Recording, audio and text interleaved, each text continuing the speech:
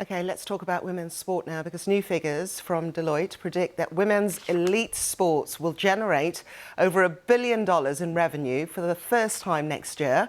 They've upped their predictions for growth in the sector by over 300%. Now, that was actually compared to 3 years ago, and it's being driven by box office successes like the 2023 Women's World Cup, with those record TV viewing figures and ticket sales that we all saw.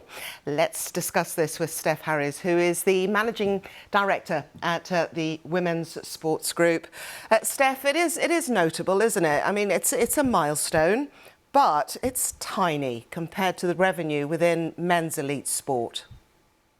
It is, yeah, and I think we should also bear in mind that this is a projection. It's based on three really clear categories of matchday broadcast and commercial, and that does include, a huge amount of revenue potential.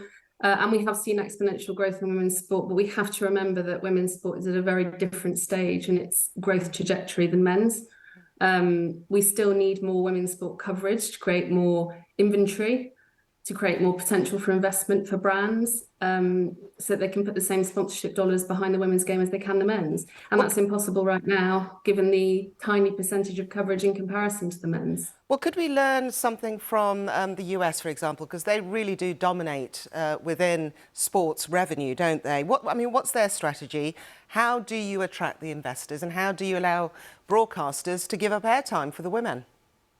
Yes, so the US, it's quoted in the report that the US accounts for almost half of the revenue that is mentioned and projected in this report by Deloitte.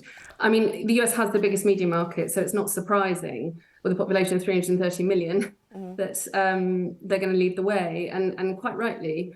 But proportionately, other markets are also seeing huge increases. And we are seeing those revenues rise also. So whilst, yes, it's the biggest, I think the stat released by FIFA around the Women's World Cup that you mentioned in your intro is absolutely critical. The Matildas semi-final, the World Cup was played in Australia, of course, and New Zealand, but that semi-final was the most watched television event in the country's history on record. That was 11.5 million people watched that. Now, that is absolutely huge, and proportionately speaking, that is a huge stat. But clearly, the US, North America, is leading. The NWSL women's football deal just announced was 60 million a year, so 240 million. Steph, can I just very quickly jump in? I apologise, very briefly. What do investors want to see in order to put their money in the right place?